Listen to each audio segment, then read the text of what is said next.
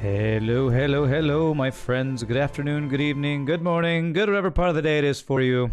This is our second, that's the wrong screen. This is our second stream of the day. We played some Monster Train earlier, and now we're hanging out with some awesome friends to play some great Dungeons and Dragons, Curse of Strahd with the awesome, wonderful folks we are here with today. Hope you all are having a great weekend.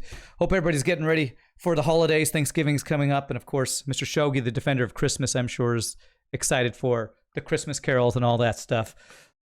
This is going to be our final Dungeons and Dragons stream before the holidays, so we'll probably get started up. Probably, I'm guessing, after Christmas sometime, January sometime is my guess. We'll figure that out later.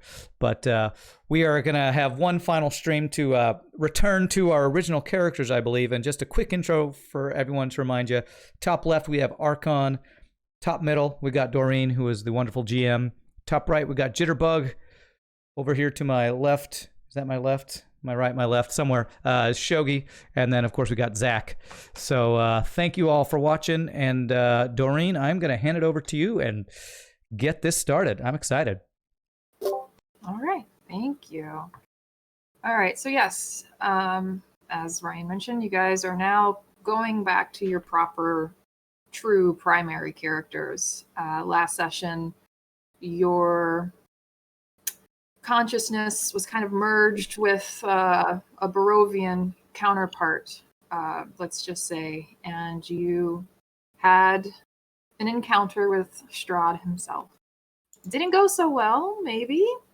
I don't know. Unfortunately, your connection was severed right as Strahd found you within his study.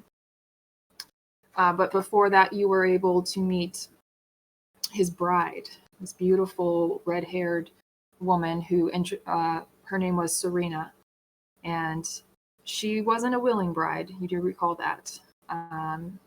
So as I mentioned previously, you guys will kind of retain a little bit of those memories, that information in your primary characters, but immediately when your connection was severed, you woke up in this cold, dank, misty forest at night. It's almost deadly silent with the exception of a few wolves howling not too far away. Or But flapping their ears. Yeah. In the background, yes. That time it wasn't my dog, so I'm happy about that. But you each find yourself waking up alone. And if you take a moment to look around at your person, you would find a lot of your weapons and items are gone. In fact, in your journals, you should also see a copy of your character sheets. That is what you're now working with. And for a lot of you, it's completely wiped out. So the copy is the legit one that we're using now?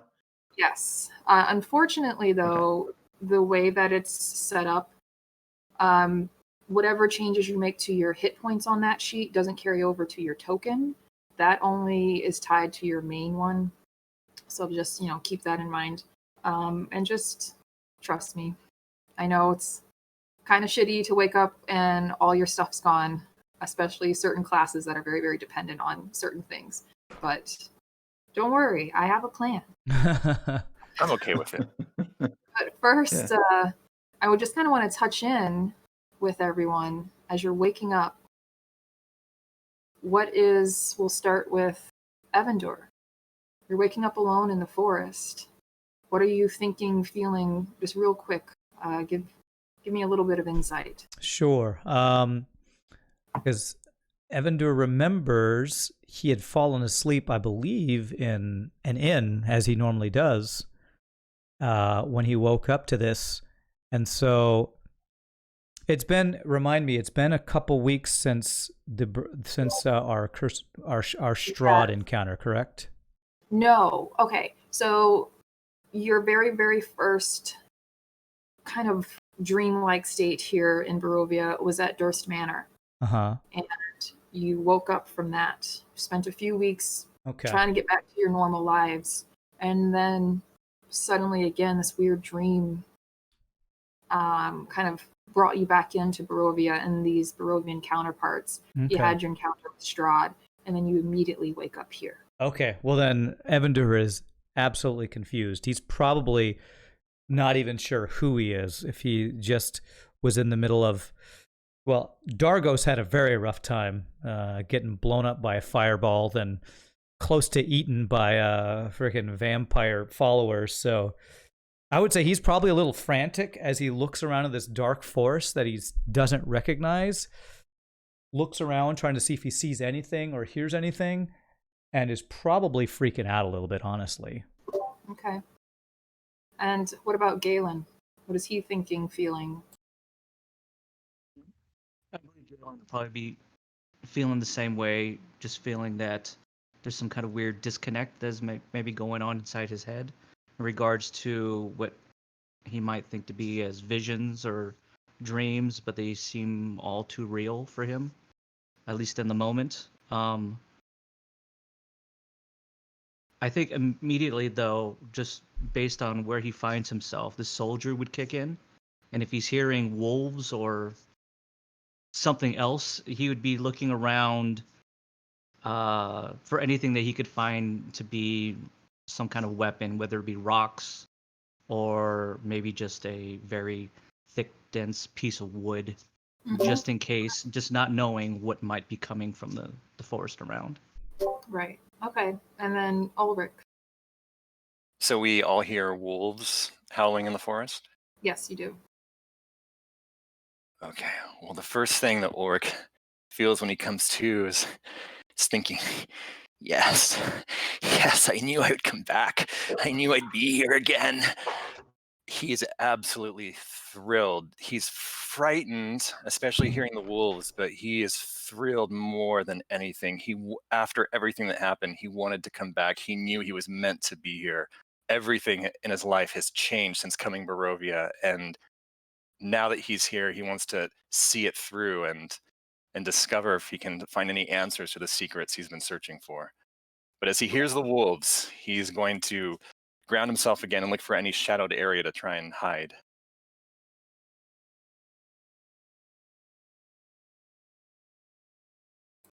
And so before I move on to Tasso and Connor, Galen, make me a quick investigation check. Absolutely.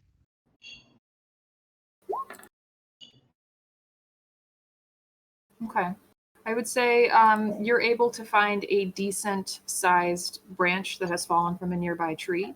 It seems, as you're kind of holding it, picking up, it does seem like you could probably use it as some type of improvised weapon. Perfect. And Tasso and Connor, do you also wake up?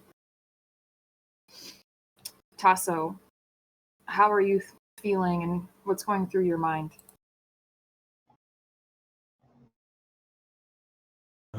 Very uneasy.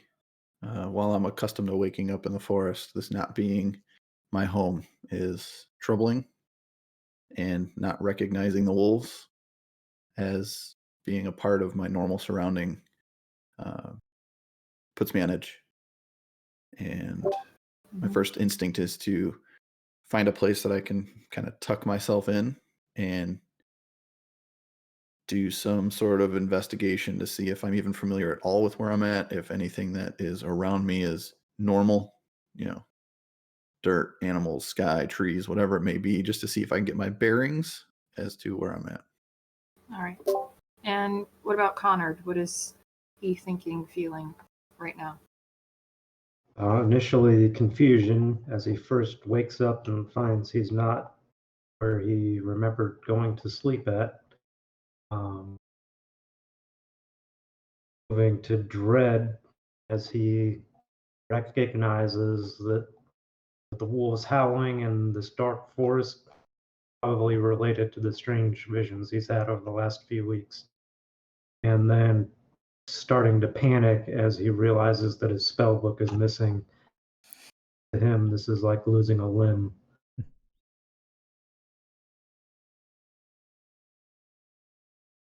All right. So, firstly, Galen, Evander, and Connard, with your sudden change of environment and where your mental and emotional state is at the moment, you would take at least 4 stress each. Tasso would take 2 stress, and Ulrich would actually only take 1. Do I get inspiration? I'm so excited to be here. We'll see. But Tasso, go ahead, make me both an investigation check and a history check.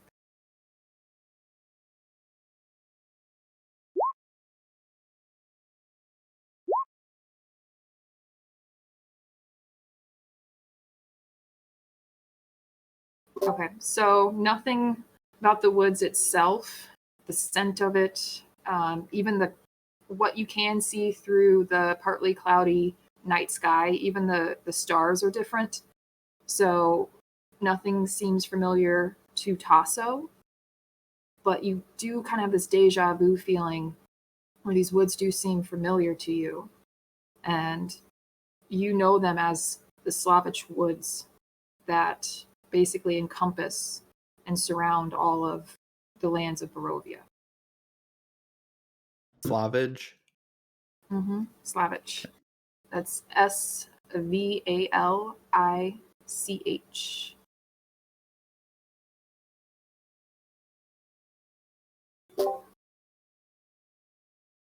But going back to our first party, because you guys are separated, what would you each like to do while you're in this forest?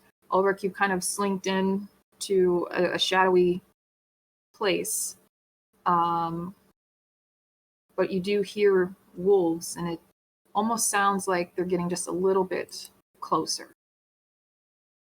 Can Evander Okay. tell which direction the wolves are coming from, or is it like all around? It seems all around. Let's see. There would be a closer one. Give me a moment.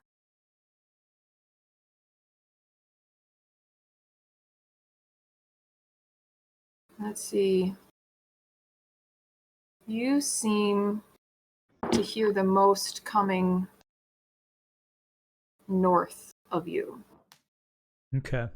Well, if Evander's hearing wolves howling, running through woods, whatever, through the north, he would probably want to move in the direction that he can, that's south or southwest, that looks clearest, basically where he's got room to run and move. That's what he would want to do. Okay. Go ahead and you should be able to move all your tokens as much as you want. Okay. And Move Galen, distance there. Ulrich, what would you be doing? I don't see my tokens yet. Oh, that's because you're a little human. You should be able to still see it, though. You see the black screen at all? Because it's at you might have to Just a zoom black out. screen. Zoom out. It's Scroll, Yeah, you have to zoom out. and zoom then out. come It's a very big map. Oh my god. Okay. yeah. A little speck of Ulrich at the bottom. Wow. Okay. I would definitely start to investigate around just my surroundings. Mhm. Try to get situational awareness. What am I seeing around me? Am I just in the middle of a dense forest? It's fairly dense, but at times it's also kind of broken up by like small, like rocky hills and bluffs here and there. And it does seem, if you're taking a moment to really kind of look at all of your surroundings, it does seem like the grade kind of goes a little bit lower to the south.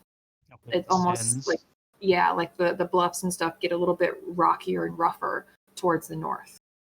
Okay. Immediately, I would just yell out as loud as I can. Evander, laddie! Are you there? I would say, well, first of all, Evander, make a perception check, and Okay. Ulrich as well, with disadvantage. Disadvantage. Okay. Perception.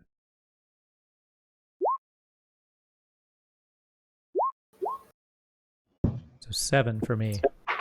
Okay. 13 for Ulrich.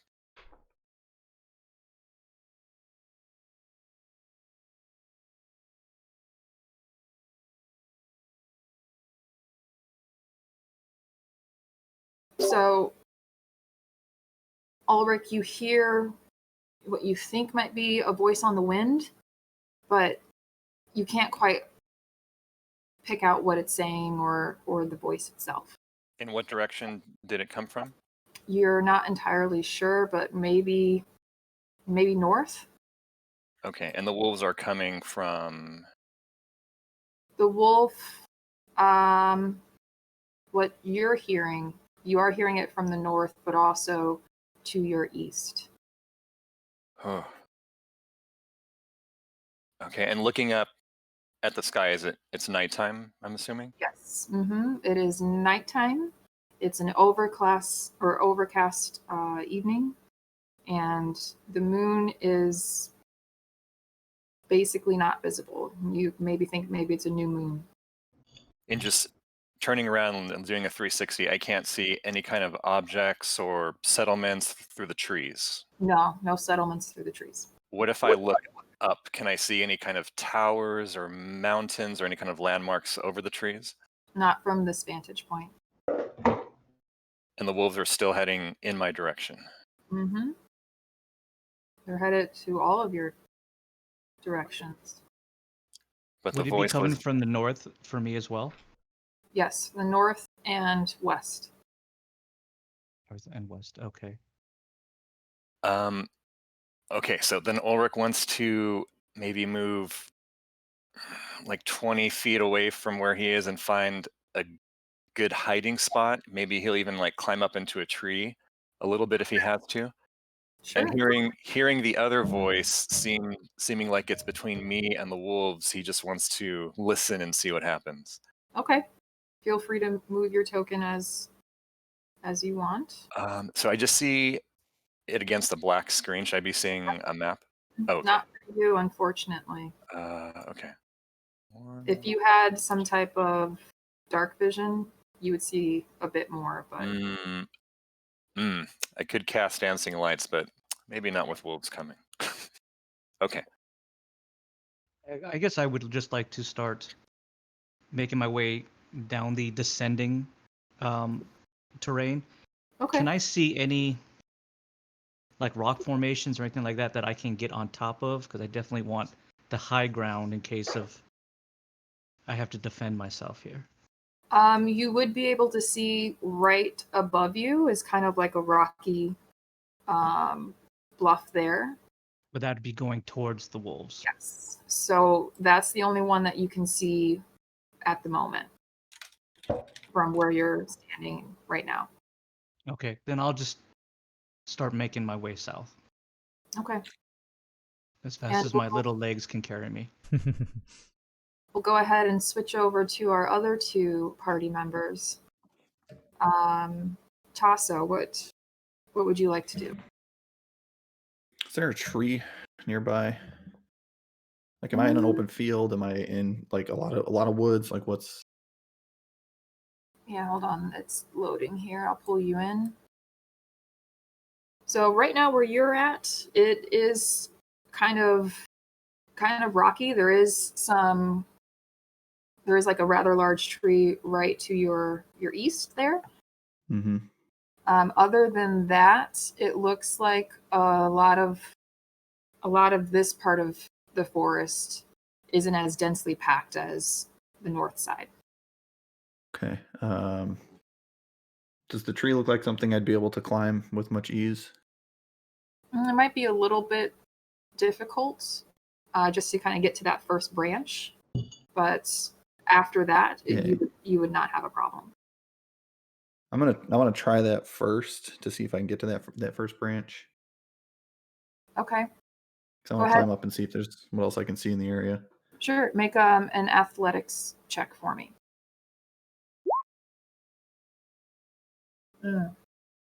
Easy peasy. Nice. Great. It's almost like you've been climbing trees forever. It's almost like you're a druid who lives in the woods. Right. Yeah. Like I. Yeah, So so- I'm gonna try to kind of climb up as high as Okay. I can safely and just get a picture of where I'm at. All right. So as you're climbing up, you do see these rocky outcroppings and kind of bluffs towards the north of you. But it does also kind of, you see that it does kind of descend at a certain point, a little ways beyond. You do see a few more large trees to your southeast, and it looks like maybe something of a small pond to the southeast as well. And make a perception check. Okay.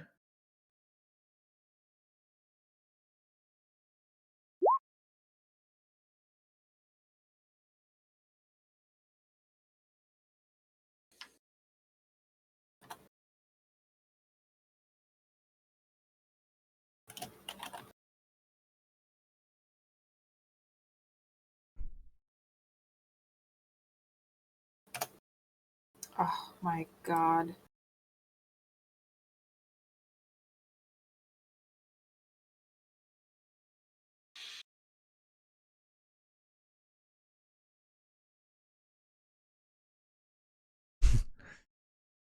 I didn't mean a DM come back.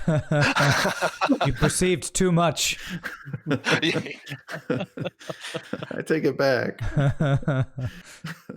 You have disadvantage for the rest of the game. No, my roll 20 is on the fritz again. So I didn't see what you rolled. What did you roll? It was a 10 and a 10 and a 19. I didn't know if I had advantage or not. You Fingers did crossed. not. Yeah, of course I didn't. So. Okay, so then that's all you're able to see at this vantage point. Okay. All right. And Connor? So if Connor hears, it sounds like the wolves are getting closer. He's going to look around and try to find the biggest tree nearby and try to climb it. At least to a height of 15 feet or so. Okay. That's like 60 feet in human feet. In Dwarvish, yeah.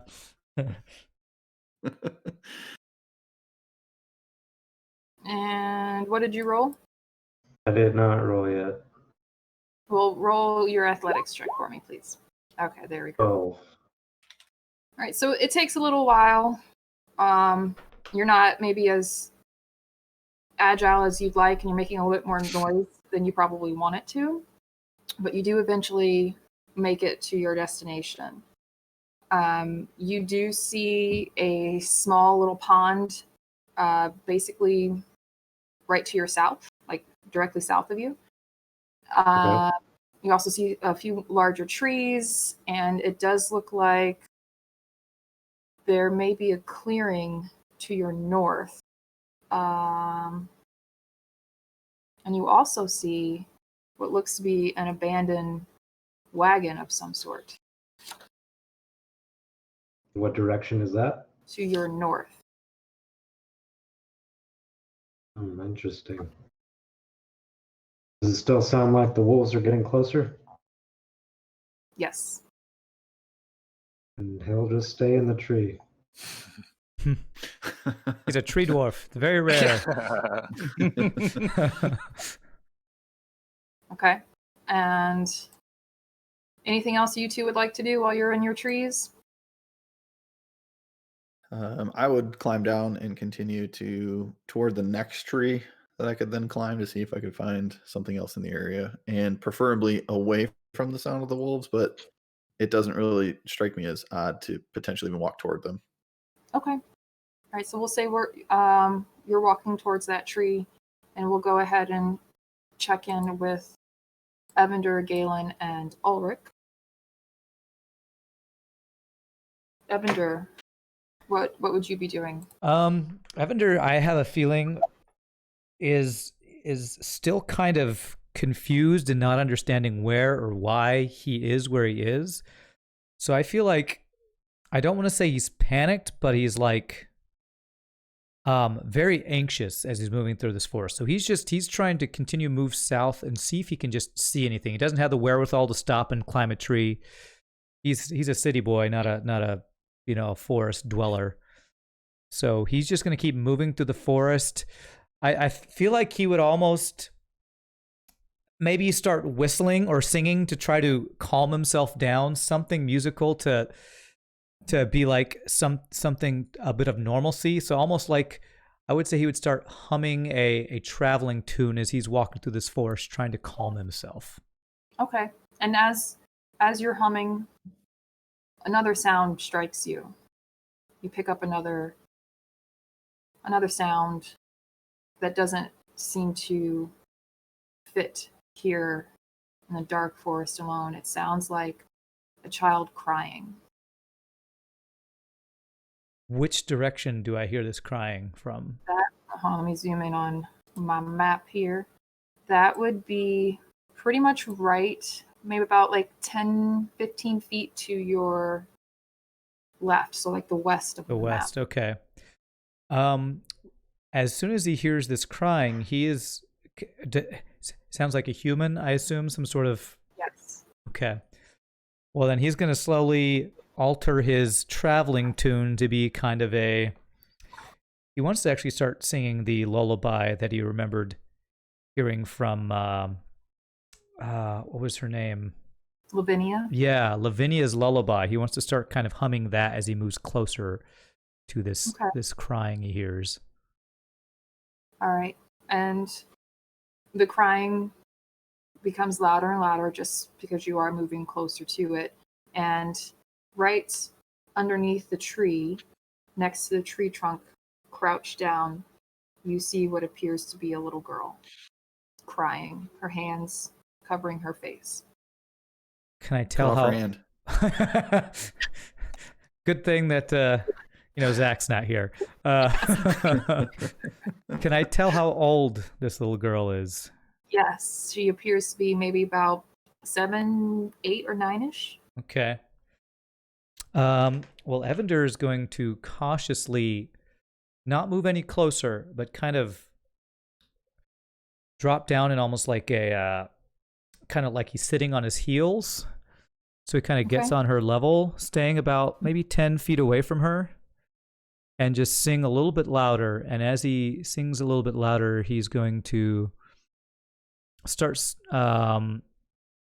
incorporating some words of this lullaby, things like, "Hush, little girl, you don't have to be afraid.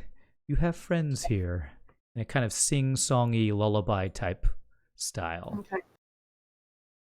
It doesn't appear she takes any type of notice, but you do start to see her kind of hold out and touch her arm, and she says, "Stop, please. Stop, it hurts. You're hurting me." She begins to cry. Okay. As I hear her say that, I would like to maybe take one tentative, small, low step forward and say, "Can you hear me?" All right. Make an investigation check for me. Okay. Investigation. Ooh. That's a 2. Wow. With +1 to investigation. Quite a spread. Yeah. Wow. Nat 20 and a nat 1. There you go. Fortunately, you do not have advantage. So she doesn't appear to hear you. Okay. But you do see that she keeps like she's almost like fending someone off. Like, please don't stop. Okay. Can I might actually want to cast a spell here. 1 second. Do I hear the wolves close by at all? You still hear them. Like, they're almost like a constant refrain going on in the background, but at this moment they don't seem to be any closer than they were since you've been moving. Okay. Then I would actually like to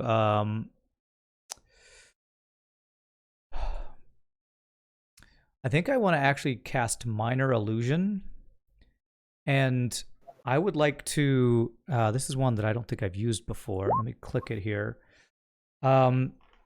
Because there's wolves that I know are in the area, and I want to do something to kind of show that I have some control over this environment. I actually want to create an illusion of like a fire, almost like a campfire. I want to create illusion of a campfire between me and this little girl, and see if that gets her attention at all. Okay, hold on. I will go ahead and throw this out here. Can you see? Well, you might not be able to see Oh, yeah, that. I do. It's right at the edge of my vision, but yes, I see it. It's Move actually slightly closer. not there. It would be about here. Okay. And let me try to find some type of, I will use,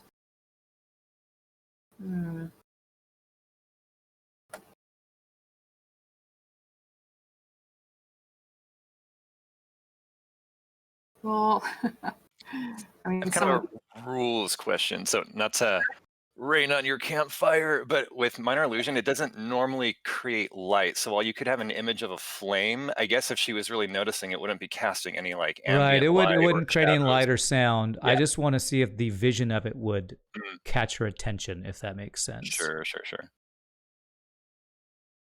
all right, let me, So it'd almost be like a ghostly fire, I guess, because it's not making lights, not making sound. Can't smell or hear it. right.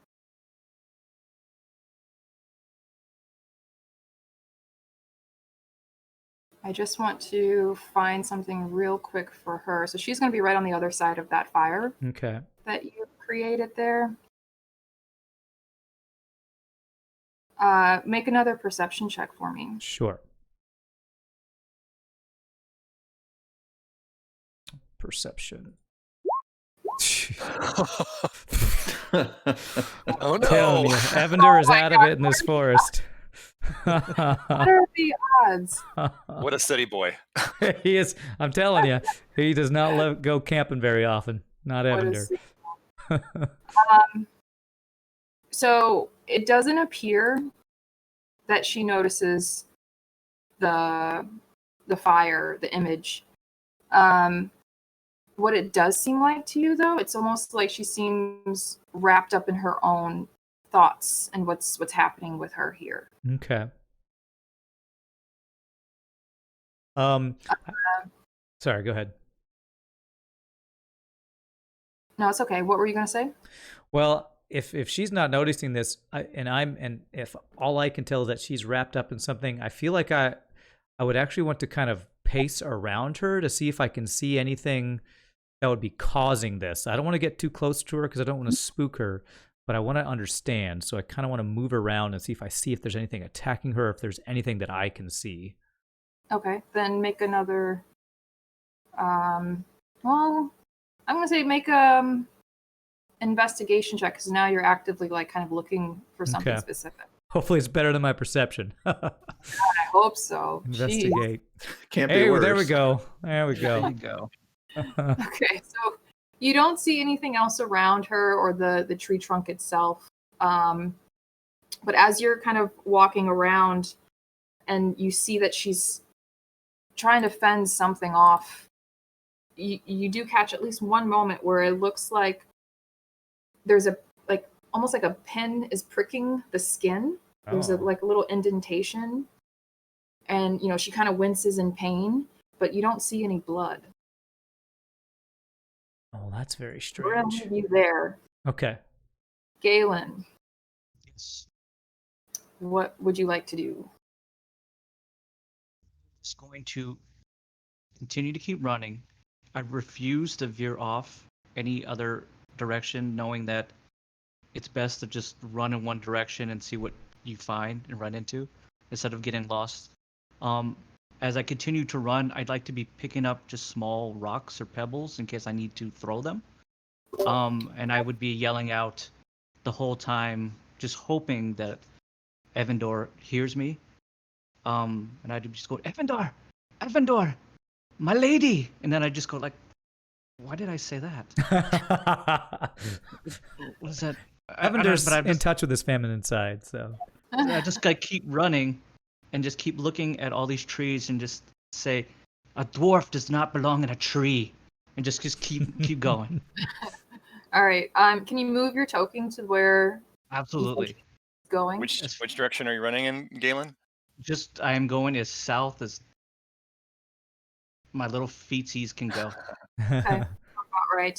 So then Ulrich and Evander, make another perception check for me. Okay. But just regular, not with the disadvantage. Yeah, no, just a regular one. Telling you, I don't perceive anything. 0 things. Okay. Right next to him, just talking with him, and you'd be like, I don't know what is going on. So Galen, you don't hear any type of response to your response. cries. Mhm. Okay. But you do hear wolves closing in on you to your northwest. And in fact, you can make Gotcha, a okay. perception check for me as well. Sure. Absolutely.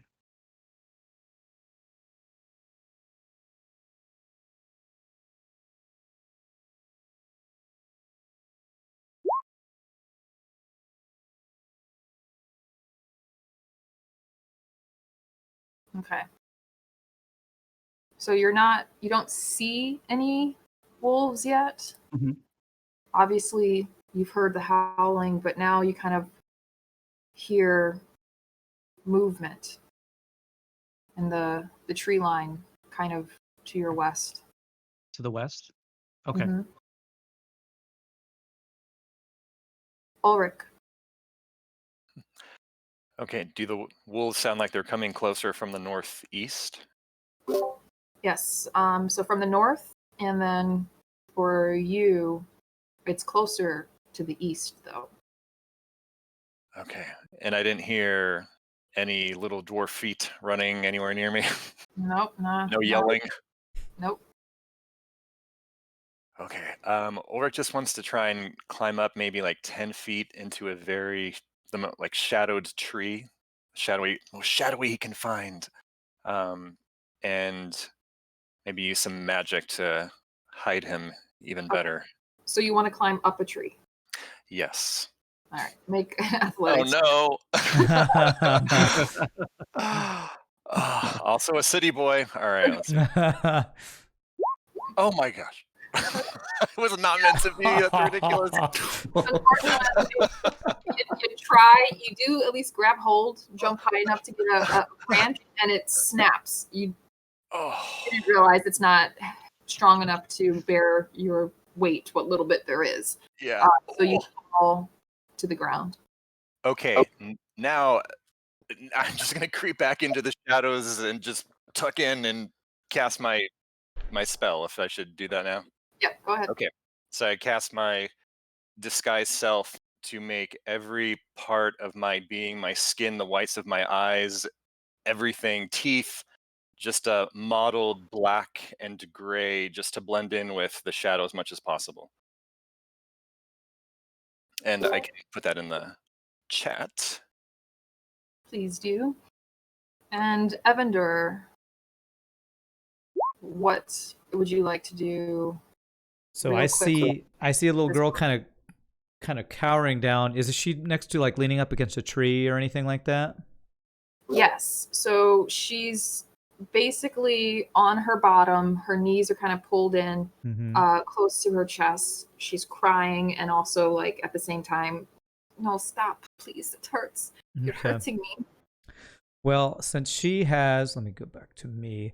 Since she has not responded to me as I walked around, I actually want to go kind of right up next to her and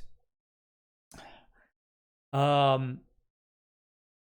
want to go right up next to her and put my hand on her shoulder and say, little girl, are you okay? What's happening? Okay. And the moment your hand touches her shoulder, her face snaps up.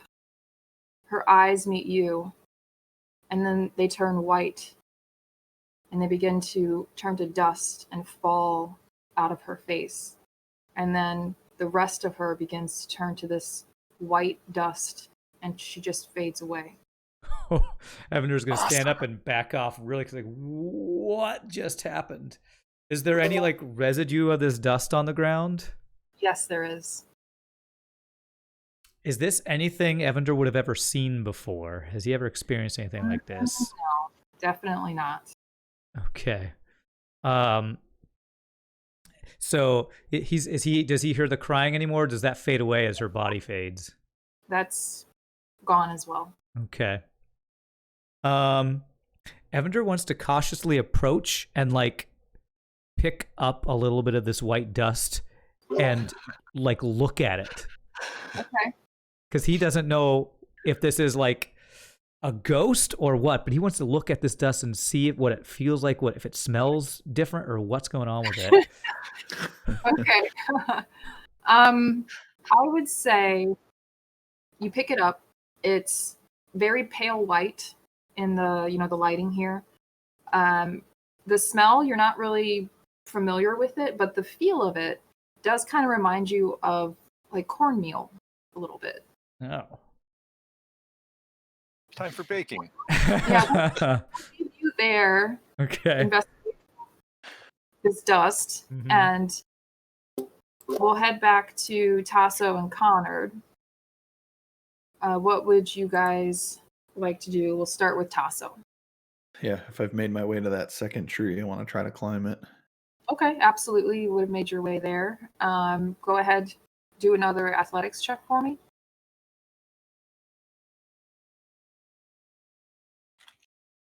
Party's got the curse of the low rolls.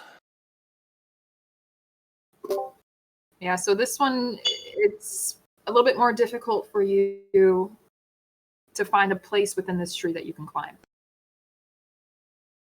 Okay. So it's not something impossible. It's just going to take a little bit more effort and a lot more time. All right. Ain't nobody got time for that. So I'm gonna keep moving toward like the next one just to see if there's an easier foothold on the next one. Okay, and can you see your token on this one? Because I know we I already. can. Okay. Yes. Well, feel free to move it along. I'm not sure which direction you said it was, so I think that here's That's is that the first tree? first one. Yeah, and then the other one. Hold on. I think you said So windy. southeast. Yeah. So there's one to your southeast, but you would have also seen one to your, like, basically right due east. There's a few more trees that way. Okay. So whichever you. Yeah, think you would I go. would have. Let's head this way to Okay. this one over here. Okay. Then I need both. Well, Connard and Tasso, make perception checks for me.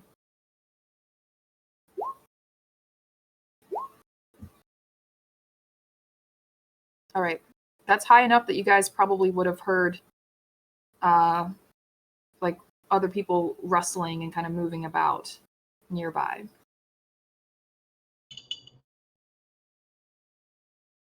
All right. I would do the best I could to basically hide behind the tree to put the tree between myself and wherever I heard the noise coming from. All right. And Connard, what are you doing? Connor calls out, "True, you wolves, lest you feel the chill bite of me necromantic hand." I use Druidcraft to make the sound of a little like a cat, just like a meow. Okay. Yeah. I love Ulrich's our sound effects guy. So Connard, you hear the sound of a cat meowing to your, basically to the west, to your, what is this, left, to your left, to the left, that one. Ugh, as if wolves weren't Would I bad recognize enough. his voice? There's a cat here too. You would recognize, well, yeah, he was, I think he left an impression, this Connard guy. So you would Okay. recognize it. So after he says the thing about the cat, I, in a very inquisitive voice, go, "Other dwarf?" The name is Connor. It is other dwarf. So I start walking toward him. Okay. Also, Zach, I can't see your video anymore. I don't know if you turn your camera off, maybe.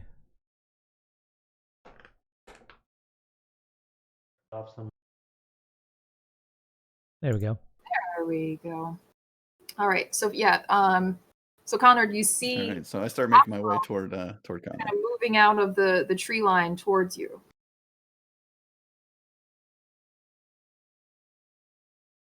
So you daft git. What are you doing here? I don't know how I got here.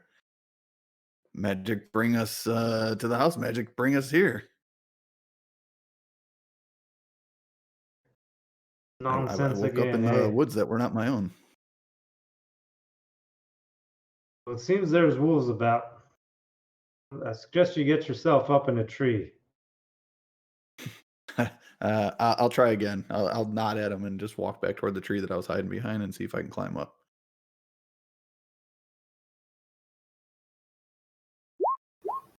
Yep. Thank you.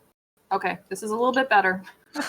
So it's still not as graceful as you would probably prefer, but a job is done. So you got up the tree, and that's really all that matters at Sure. this moment. Yeah, honestly, we'll put Connor over here, and you'll be back in this tree. At this point, Tasso, you would also be able to see the abandoned wagon to your north. Okay. So I call down. There's a wagon north of here. Have you been that way? No, but I did see it.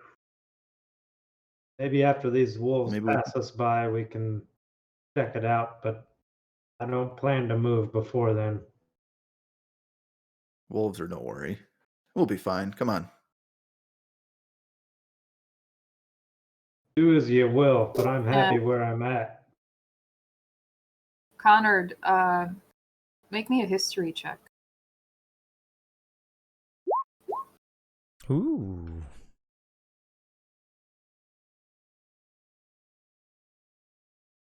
Okay. Speaking about this abandoned wagon, it's almost like inspiration hits you. You recall something that was once lost in a wagon, much like what you're seeing up above.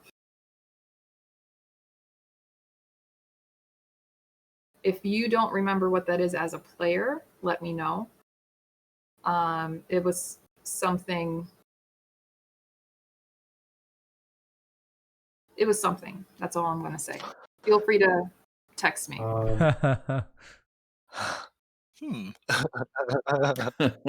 So as he's having this moment of inspiration to himself, I'm going to start walking toward the wagon, and I will call back over my shoulder and say, "If you hear screaming, please come help."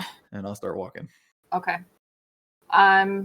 So you're able to make it to the wagon. Now, it's obviously in grave disrepair. There's, let me pull it up here. Kind of like a broken wheel. It's been here for a while. It's been open to the elements. It's kind of rotting in certain places. The door to the back is broken and off its hinges. It's kind of laying on the side. But also make an intelligence check for me. Uh-oh. Oh, that's right. I wouldn't have it any other way. Yep. So it looks like rubbish. It looks useless. All right. So my first instinct would be that there's probably some type of animal or something that's using this as a shelter, and so I'm more interested in trying to suss that out as opposed to thinking that the wagon is anything special. Okay. Go ahead. Well, how are you going to try to suss this out, first of all? Describe it to us. I'd keep my distance and kind of do like a little wide kind of arc perimeter just to see if I see anything, and then just gently try to coax something out, like, and slowly approach. Okay. So as you're just kind of making that first preliminary search of it, kind of keeping your distance, going around it, make an investigation check for me. This is just as good. Okay, that's not terrible. You don't even see any tracks or things around the wagon. It's almost as if it's been left here and forgotten, even by the forest itself. You don't hear anything coming from within it, and as you approach it a little bit more closely, you can see that at one point it was brightly painted. The paint itself is now mostly flaked off and a little bit faded, but at one point it was a brightly colored wagon. It's rather large, probably larger than you would expect for like someone who's just bringing goods from one place to another. Okay. Does it look like it has been like damaged and left, or does it look like it's been abandoned? Like, it looks like it's been abandoned. Okay, so it's still on its wheels, or is it? Currently it's kind of on its side. Okay. And one wheel is broken off. But Okay. I mean, other than that, and kind of some of the rotted wood and the broken door itself, that's pretty much all that seems to be wrong with it. Okay. I'd start making my way toward it if I haven't already, and just maybe start picking through it, see if there's anything inside. Okay. Well, while you're doing that, Connor, what would you like to do? Okay. Recognizing that he may know something about this wagon, he's going to climb down from the tree and go try to join Tasso.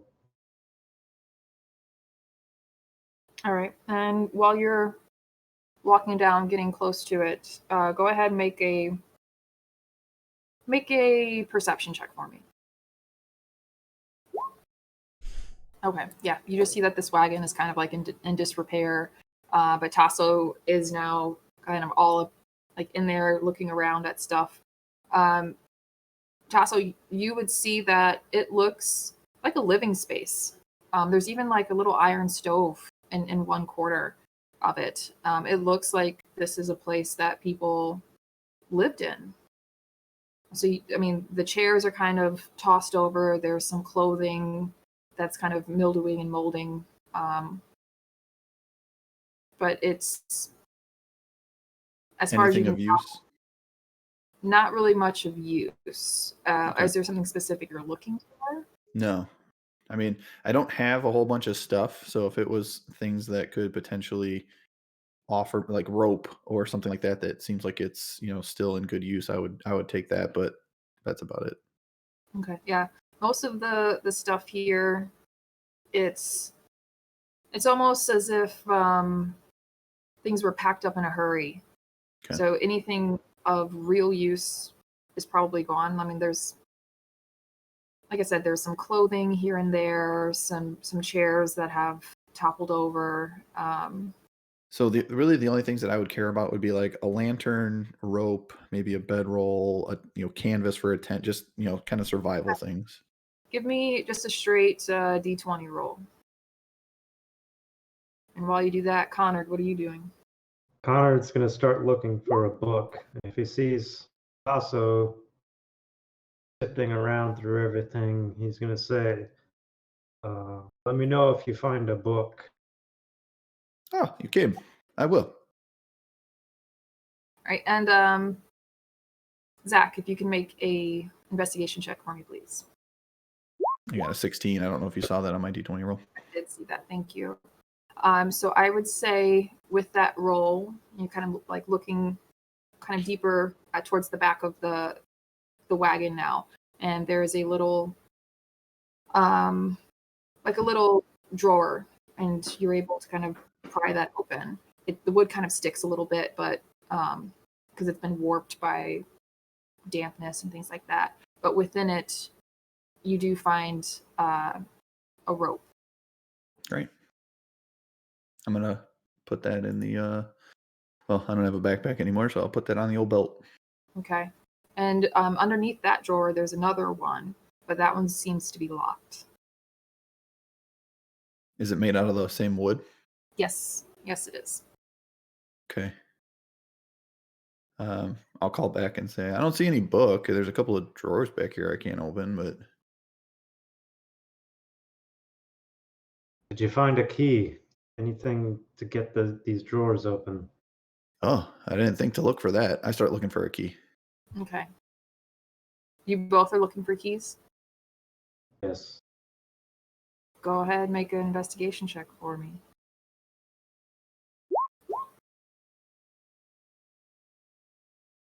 Investigation? Mm-hmm. So, Connor, underneath some moldy pillows, you do find one lone short iron key, like a skeleton key. So see if it fits the drawers that wouldn't open. Okay. So you kind of move Tasso out the way there, put the key in, give it a little turn, and you hear a little as it unclicks. I'll open the drawer. Oh, actually, I'll stand back a few feet and open the drawer with my mage hand. Okay. I don't move. I have no idea what he's doing, so I don't care. Okay. So you throw out your mage hand, which looks skeletal in nature. And it reaches out and it pulls the drawer. And this one again also sticks a little bit, but the mage hand is just strong enough to pry it open a little bit.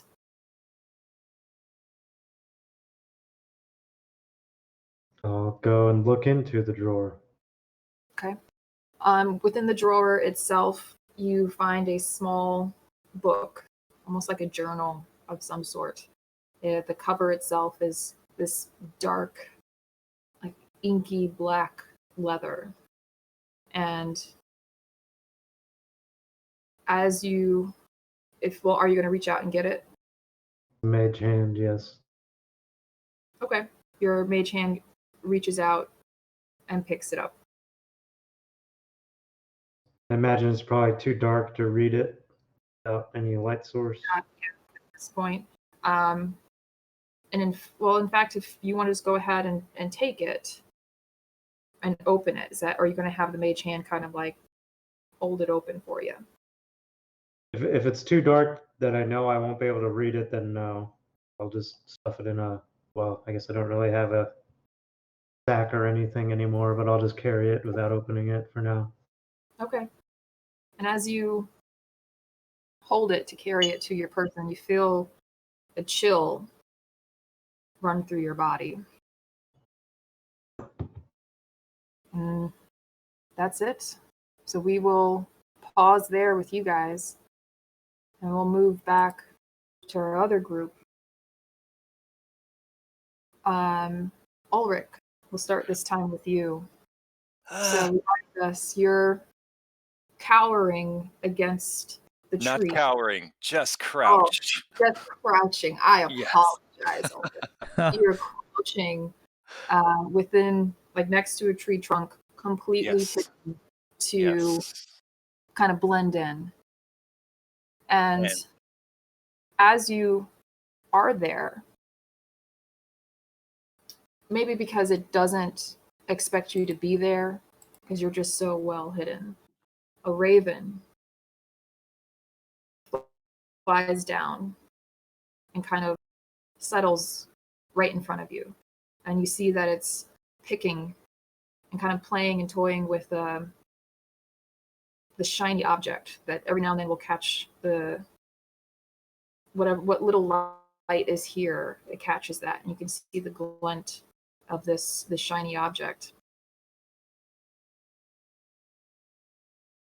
What would you like to do, Ulrich? What are you thinking you're going to be doing right now?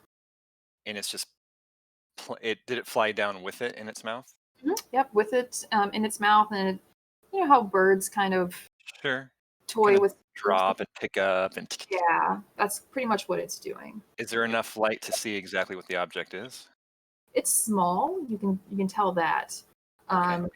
I think you're smart enough to probably maybe infer that it might be like a coin or something of that nature. And do I still hear the wolves getting closer? At this point, let me look at our map here because I'm updating it as you guys are moving. Just saying. So you can still hear all the wolves to the north, but there's still one kind of to your east, but the howling sounds a little bit further and a little bit more south, as if it may be passing you. Okay. I want to talk to the bird and just say, hello. It kind of quickly cocks its head at you and then flies off. Does it leave the object behind? Yes, it does. I want to cast Detect Magic just to Okay. see if I can pick up any aura from this object. You can go ahead and cast that, but you do not detect anything. Okay. I'll just keep it going since it's concentration, and I can put this here. And I want to really bend down and get a close look at this and discern as much detail as possible. Okay. And I can show you exactly what you see. So as you kind of pick it up and hold it really, really close and kind of get a feel for it in between your fingers, it definitely is a coin of some sort. And as you take a close look, you see an image of a man that's given you this deja vu feeling. It bears a striking resemblance to Strahd himself, and you recognize that crest as belonging to Strahd von Zarovich. Ulrich is holding the coin to his chest. He is overjoyed, like, yes. And he's just going to read and see if there's any kind of writing on the coin, anything that gives any information about a year or a location, anything at all. Yeah, unfortunately, there isn't. Although, make an investigation check for me. Okay. Investigation. Oh. So clearly, you didn't need a natural 20 to realize that this is not gold, it's not copper. But you also realize it's not silver. It is electrum metal it's made of. Okay. Interesting. Does that mean anything to me? I would say you would think it's maybe a little bit strange because it's not as common as silver, copper, and gold. But it's not unheard of from where you come from. It's just not something that I would say your people kind of deal with on the regular. Sure. Okay. Ulrich is going to find a very safe place in his clothing to keep this coin. I don't want to know where that is, Ulrich. There's so many places. And there's more. Here, ravens. And so the wolves seem like they're kind of moving away a little bit. Otherwise, there's nothing, no buildings, nothing I can see. I just know that the terrain is kind of slowly sloping down towards the south. Right. Yeah, because you weren't able to climb up to the tree to get any type of better Right. view. Um, mm, I think Ulrich, he wants to get a good vantage point. He's going to slowly try and creep from shadowy place to shadowy place north up the slope to see if there's at some point he can get to some high point and get a good lay of the land. Okay, so as you're moving up north, did you want to move your token to where you think it is? I think we're still on Conrad and Tasso's. Yeah, Oh. I think so. Sorry. That's okay. It's mostly black anyway. That's There true. I am.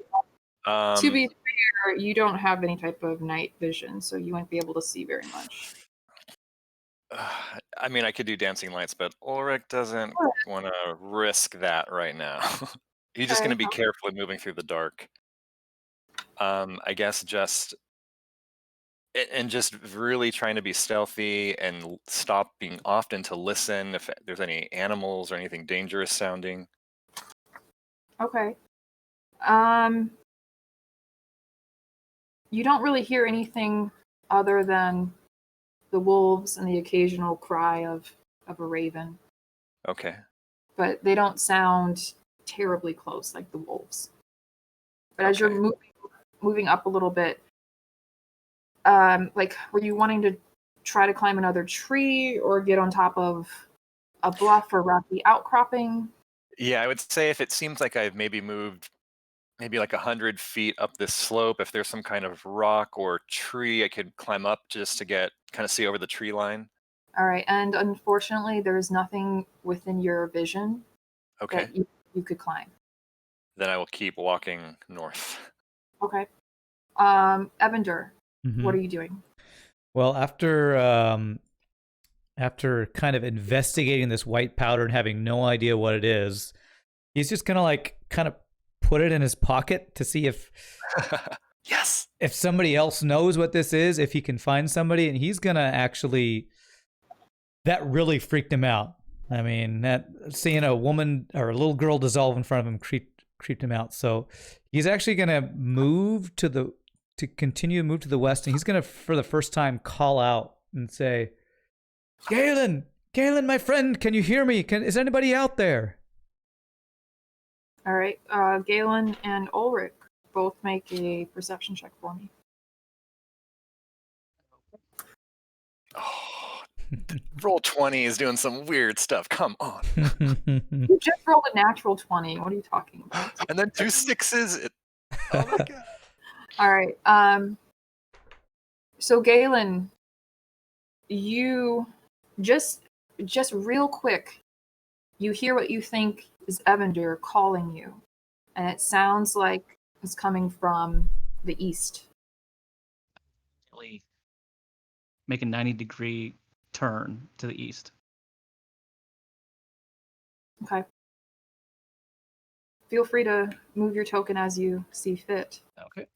Yeah, Evander's still kind of wandering to the west.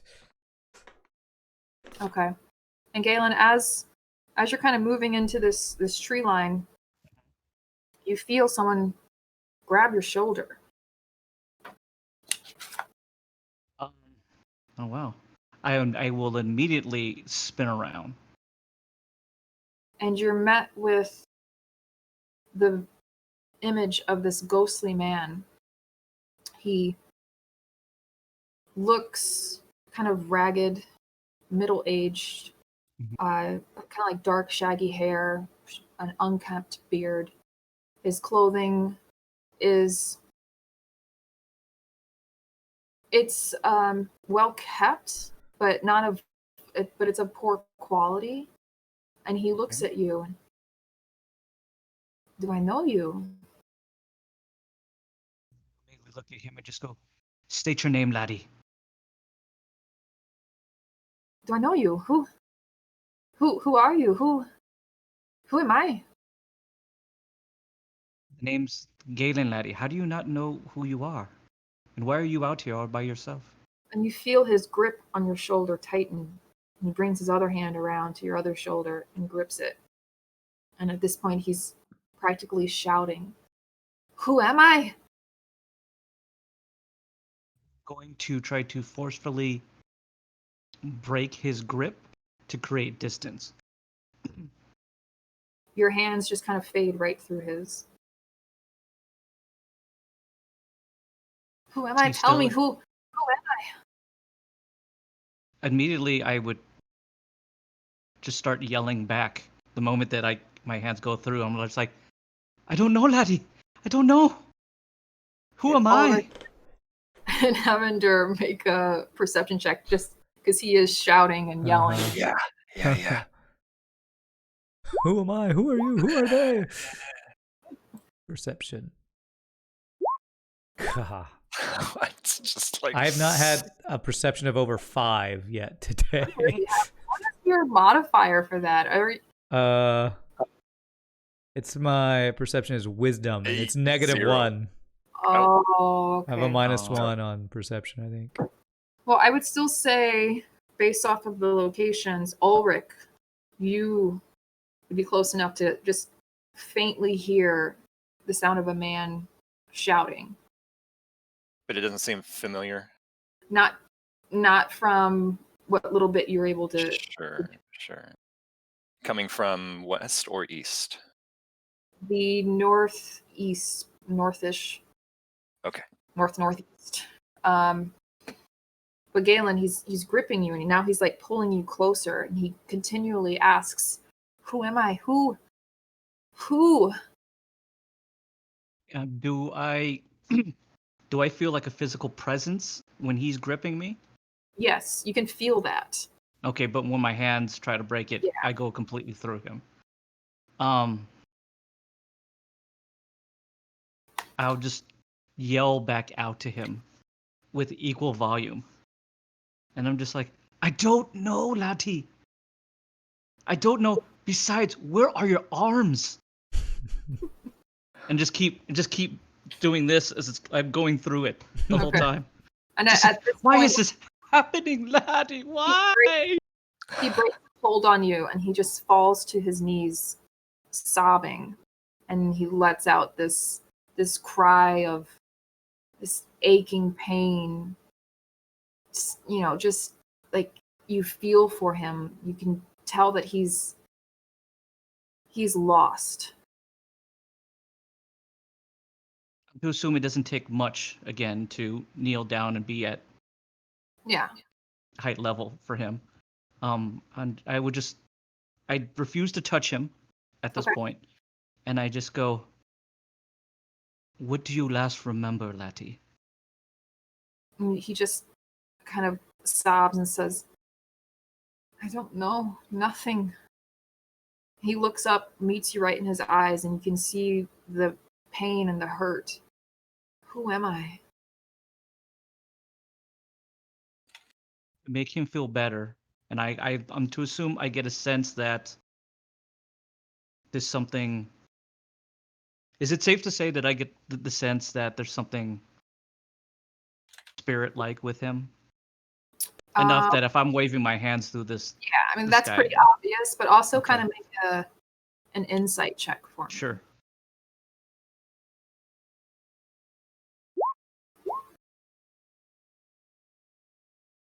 Okay. So yes, obviously you are dealing with a ghost. And you do get the feeling whatever emotions he's emitting right now are genuine. He does seem confused. I will say a prayer over him, Okay. but something that is just between he and I. So I will lean into him. Again, not touching him or anything like that. Okay. And it's just a prayer of release. Okay. That I get the sense that he's bound here. And his sobbing kind of slows throughout the prayer. And then he takes one last look at you and says, "Did the morning Lord send you?" And I would look at him and I just go, Maybe so, laddie. Maybe so. Then he fades away. Does he leave anything behind, like a great axe? No. He Or a does. shield? Okay. Evander and Ulrich, have you continued moving? Yeah, Evander has continued move to the west, shouting out, Galen, can anybody hear me? Ooh, does Ulrich hear this shouting? Because now I've started moving towards Galen's yelling, or this unidentified yelling. Okay, yes. At this point, Ulrich, you would hear it. And you would recognize it as Evander. Can I kind of determine about how far he is from me and which direction he's moving in if I stop to listen for a bit? Possibly. We'll see. Okay. Galen, I would need you, just because you're kind of preoccupied at the moment. Sure. To I would like. maybe- I would like to continue to keep the prayer going a little bit. Oh yeah, yeah. Yeah. But also just make a perception check for me. Okay.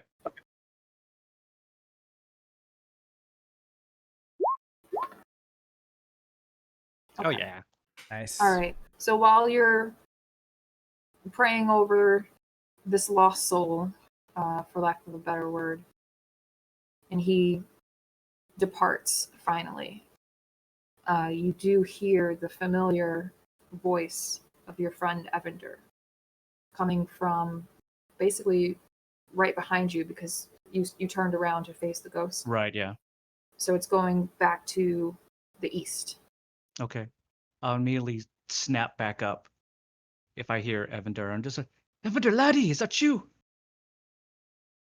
And Evander's gonna, if he hears that, do I need to roll perception to see if I hear that? No, not at this point. Okay. Evander would make a beeline towards the voice of his friend that he finally hears. Okay. And are you shouting back to him? So you guys like Marco Polo type of thing? Yeah, Absolutely. definitely. Because Evander, yeah. Because I've been Okay. yelling for Galen, like, Galen, is that you? Like immense relief to hear a Yeah, familiar yeah. voice. Closer, I'm just going hotter, hotter, colder, man, he's- colder, hotter. So Ulrich, you would be able to hear Evander, and This as you're clamor. and listening, he's actually passing right by you. He's now like it was to the east, then to the north, and now he's moving towards the west. Okay, I want to stay kind of shadow them about 40 feet away and just kind of follow them from the shadows. And if I see a crow, was it a crow or a raven that brought the coin? It was a raven. Whenever I see a raven, I'm like holding the coin like, thank you. Just so grateful I have this coin.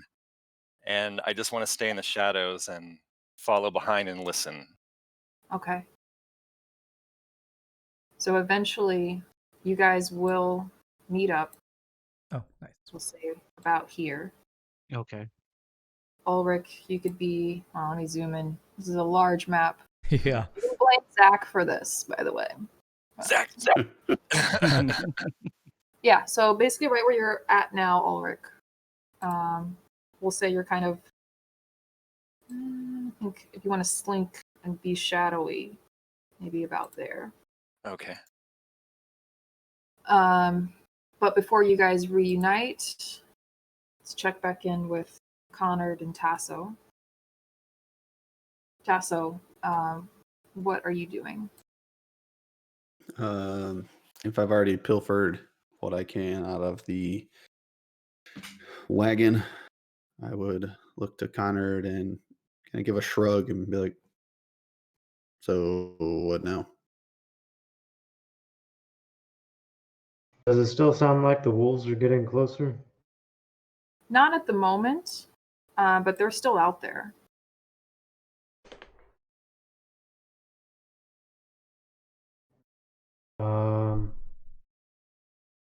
Conrad's gonna do one last sweep for anything that might be useful, like any kind of traveling equipment or weapons or anything like that. All right. Just give me a straight D20 roll. I kind of treat these like luck rolls in Call of Cthulhu. Let's just see what happens. Yeah, you find nothing. Okay. Well, I see no more reason to stay here. Agreed. Do you know this place? Which direction do we go? Oh, I was hoping you might.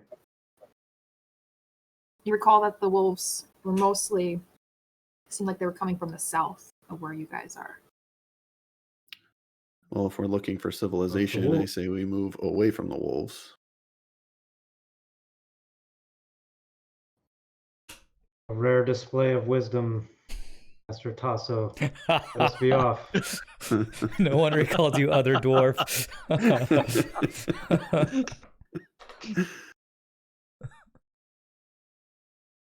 And Connor, I'll give him a little, and I'll start walking.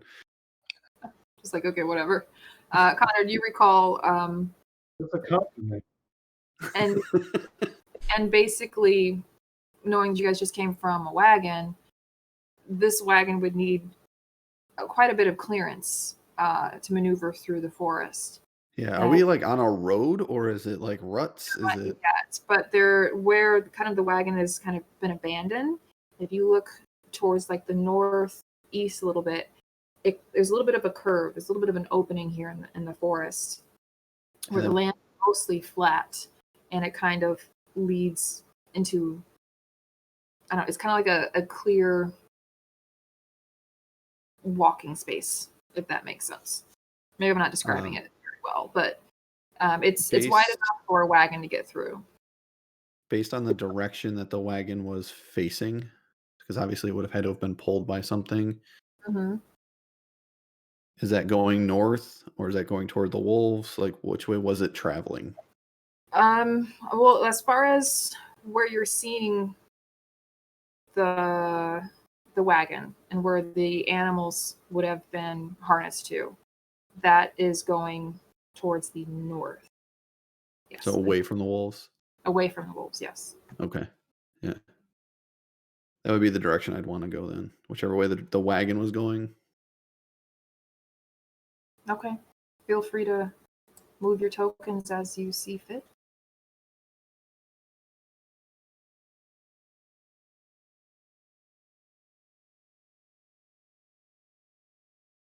And as you're making your way northward, you, as well Not as obviously stay close to our other party here, you would hear this loud, long, deep bellowing howl of a wolf that sounds much larger than the calls that you've been hearing throughout the forest. In which direction? That is, let me reference my map up here. That would be coming from northeast. And by east, I do mean quite a bit a ways from where you guys are at the moment. But Tasso, you would hear it. You would hear the running of wolves not too far from you, going past you towards where this howl originated. Is it like a distress howl? Is it like would I recognize if it's a call, if it's a... Yes, you would recognize it's a call. Basically, I'm here. Come to me. Well, I don't think we should go that way. Already heading the other way. Hey, wait up.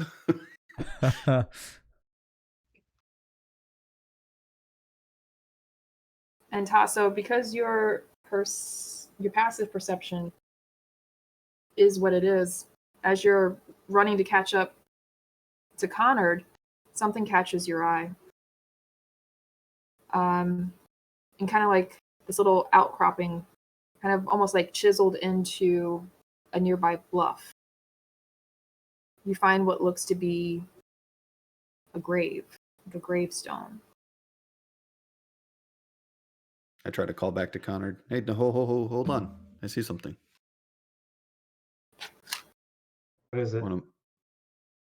Looks like a grave marking or I don't know.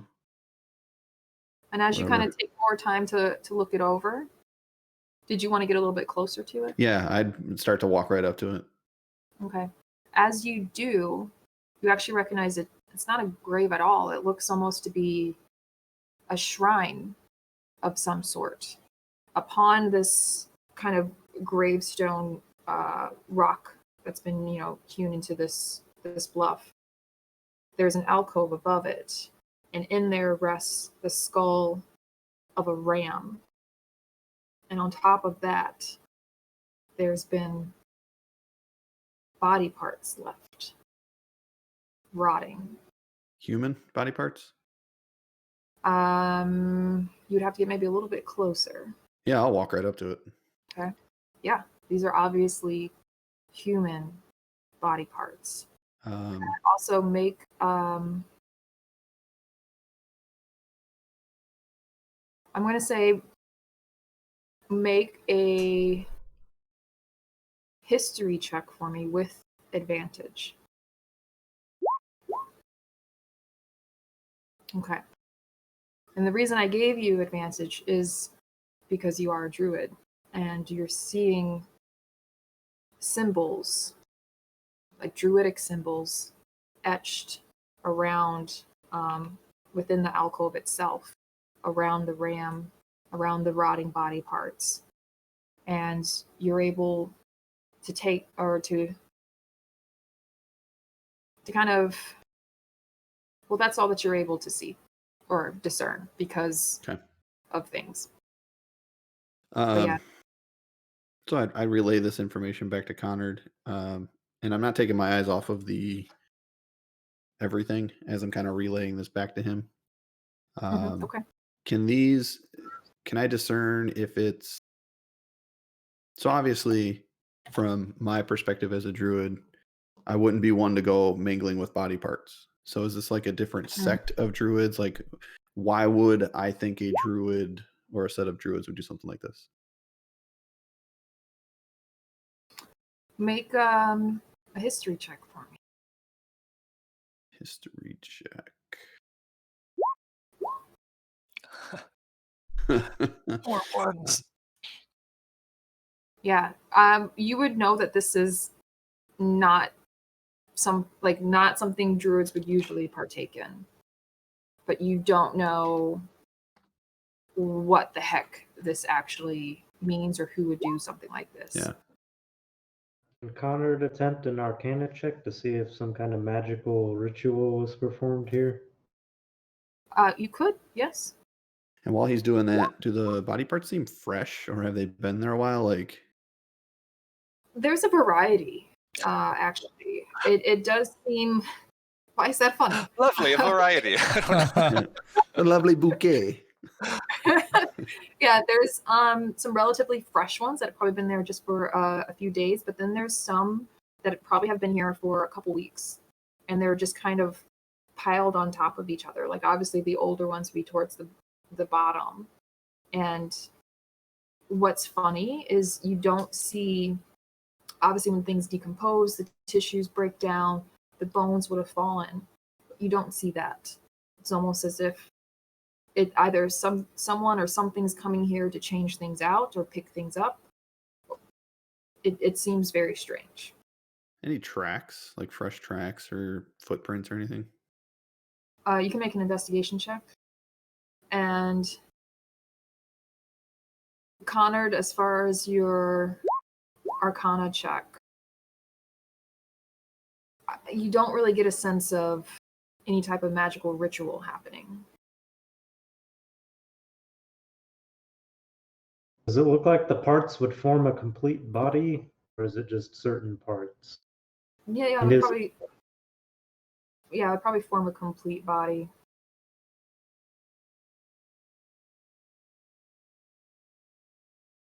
And actually, Tasso, you said you're right up on it. Yeah, I mean, I'm close.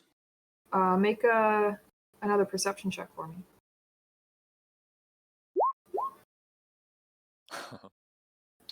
That's at least enough to pinpoint on one of the fresher ones towards the top of this pile of body parts. It looks like someone's taken a bite out of this flesh. Well, they were hungry, whoever they were. Is it human-sized mouth or animal or? It looks human in nature. Ooh, yeah. So I explain this to Connard. Okay. Share this information. Read up on the spell real quick. Is there anything other than the ram head in there? Like, is this a full-blown shrine, or is this just a little alcove that they've been stacking things? Yeah, so no, it is a full-blown shrine. They have the ram's skull. There's the parts that are like kind of rotting on top of it. Down at the bottom, like where the skull rests on the little stone alcove where the altar kind of sits, there's flowers and like wooden beads and things like that, but it's all kind of painted in blood and rotting juices that fall down from the ram skull.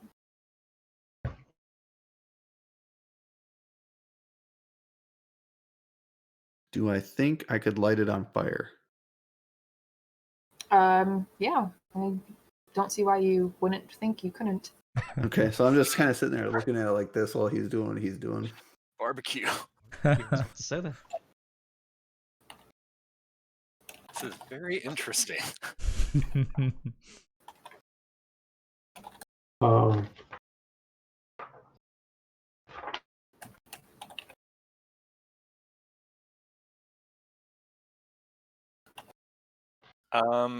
Connard's going to cast Mold Earth twice. Make a hole 5 feet square and 10 feet deep. And he's just going to shove all the body parts into the hole. Okay. What's the name of the spell you said? Mold Earth. Mold Earth. Okay. Yeah. That was my own kind of shorthand description, but it's in Xanathar's guide. Okay.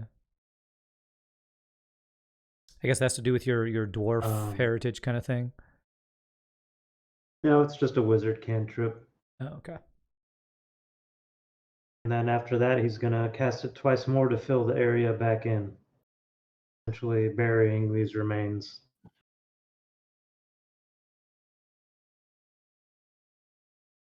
Probably a little bit more respectful than my path. Well, I was going to ask, would a druid know that maybe the burning flesh would attract the nearby wolves? Were there?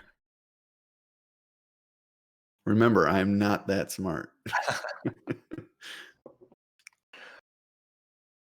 All right.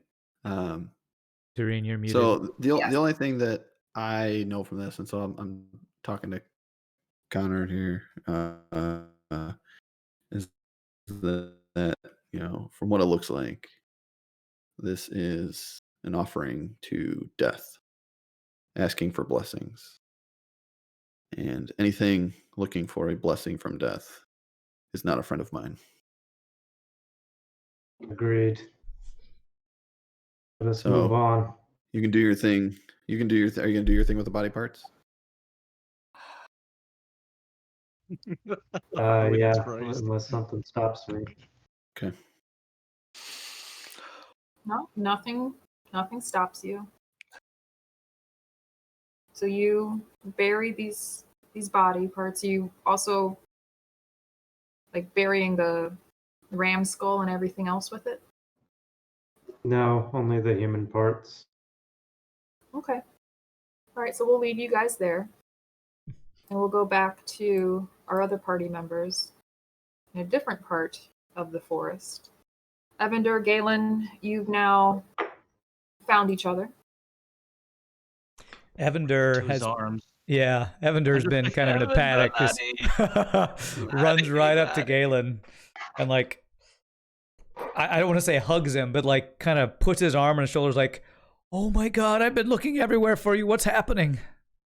And hugs him. I drop my club and I drop all my rocks. and I just embrace him. Oh, Evander's a little Um, uncomfortable with this since he's never been hugged by a dwarf before. Not even Galen. They've, I'm just, I don't think they've ever had that kind of a relationship of a.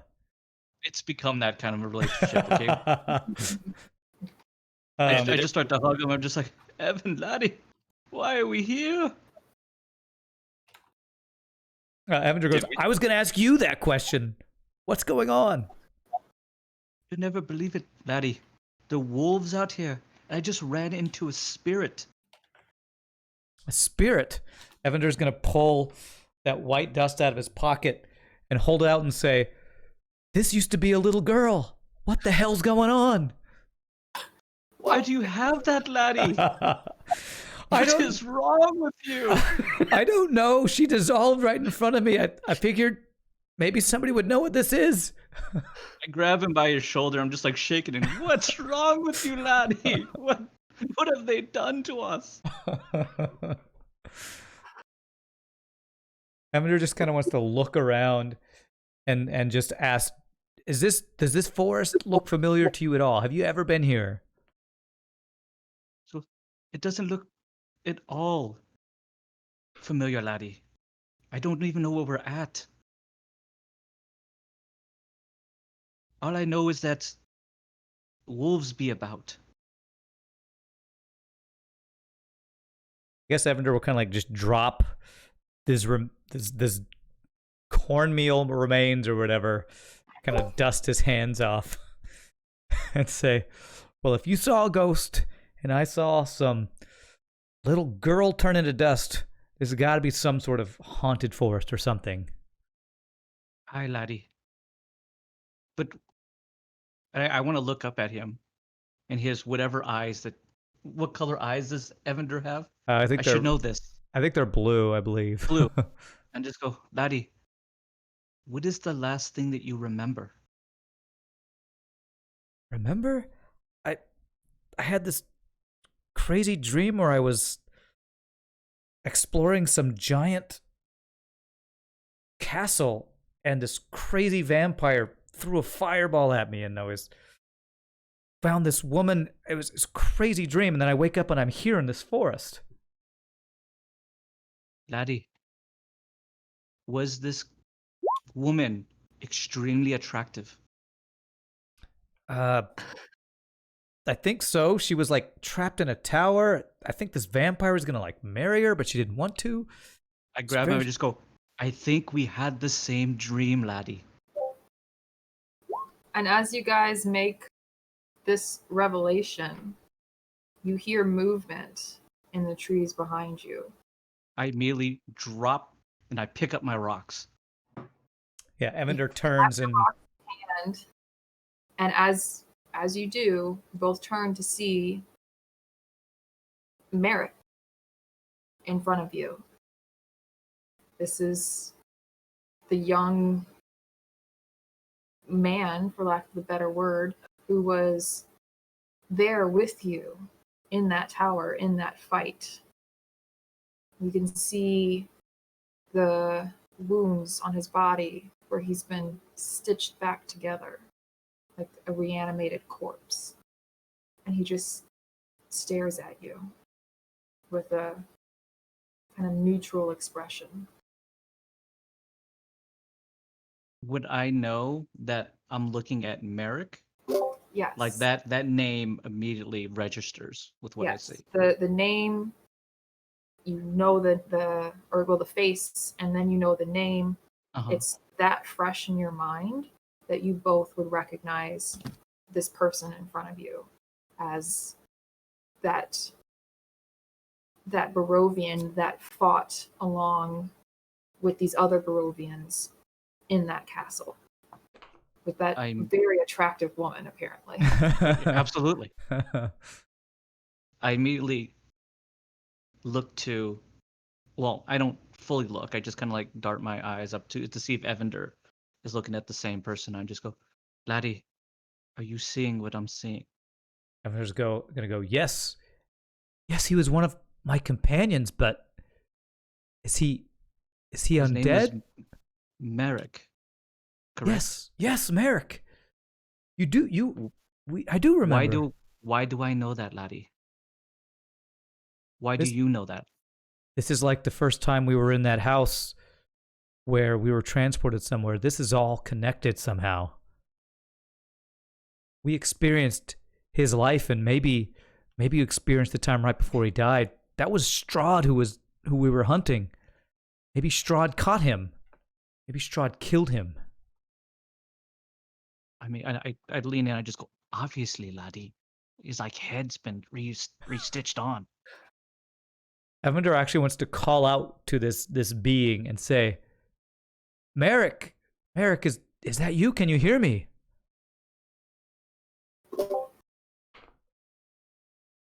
He looks kind of between both of you, and you just see a little smirk across his face. And then Oh, the image drops, and Ulrich is standing there with a smirk and says, "Hello, Galen. I'm like, Hello, oh, it's the sulky one. and hello, Evander.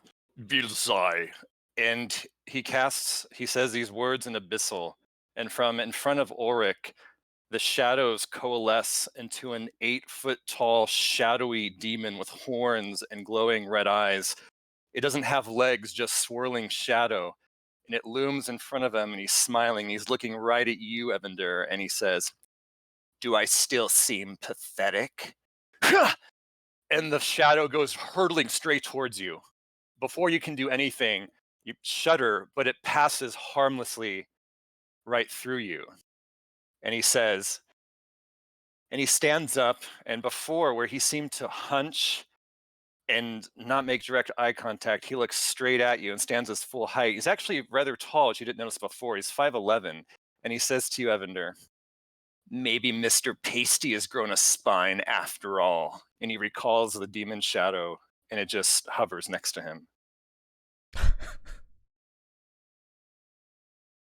Evander's kind of speechless after this display and just looks at Galen and goes, "What the hell was that?"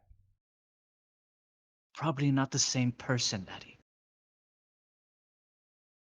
I am the same person, but I not doubt the it's same the same person. person, even though he's telling us it's the same person, laddie. Because the other sulky one wasn't this tall. Evander wants to actually take a tentative step forward and say, "I don't know if you're Ulrich, I don't know if you're Merrick, but you do not seem the same if you are claiming to be the same Ulrich we knew before." Are you the same? Look at Galen. Are you the same? How could you be the same after what we experienced? After being transported here to Barovia, being sent back? And then, I'm assuming, you also were pulled into the bodies of some Barovian? And did I notice if there was any look of, like, did it seem like they knew who Merrick was when I was watching them, Dungeon Master? Yeah, there was a hint of recognition. Okay.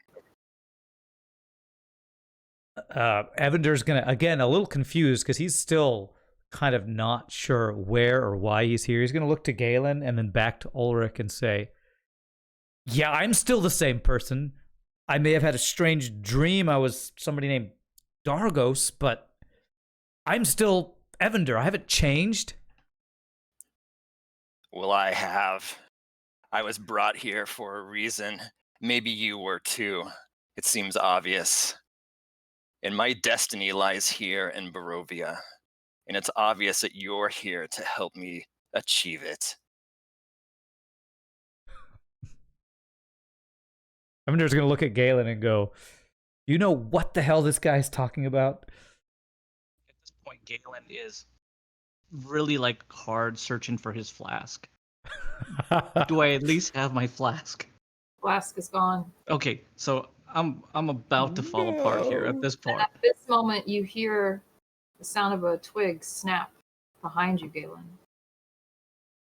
I don't even at this point, just because of what I've just seen from Ulrich, I immediately just turn around and toss the rock. I don't even look.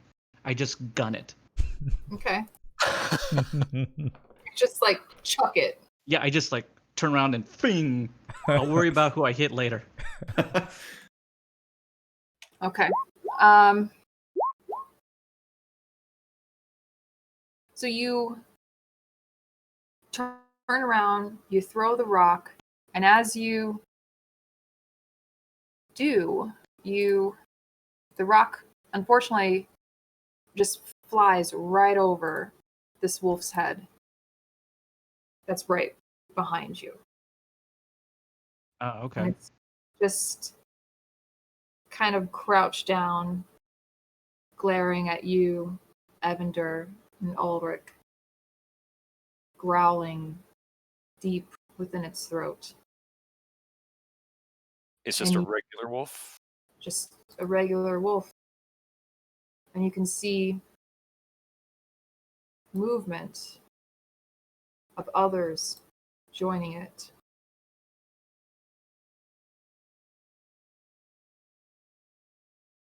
And one of them snaps and snarls at you. It's just a little bit closer. What would you guys like to do? Snap back to Ulrich. Is this your doing too, laddie? No, it's not. It's Barovia. As these I know wolves, what that means, sorry. laddie. You've lost your mind. Ulrich stands up tall again, and he, from his clothes, he produces the coin. He takes a few steps forward, looks at the wolves, and says, "In the name of your master, stop." And the one that moved forward, snarling and snapping, moves closer to you, Ulrich. Did it seem like that had any effect? It just seems to be moving closer to you. Makes its way around Evander and Galen. As they're getting closer, Evander actually would like to cast a spell. Okay. As he sees these Well, wolves. Sorry. Mm-hmm. What? Evan? They're kind of moving, like skirting around you, Evander. Mm-hmm. Like circling away from you to moving closer to to Ulrich. Or Okay. what spell would you like to cast? I've been, ever since Evander first heard the wolves, he's been preparing in his mind to cast sleep the first time he saw them. So he would attempt. Sorry. How are you casting that? I believe in my inventory I see that I have a harmonica.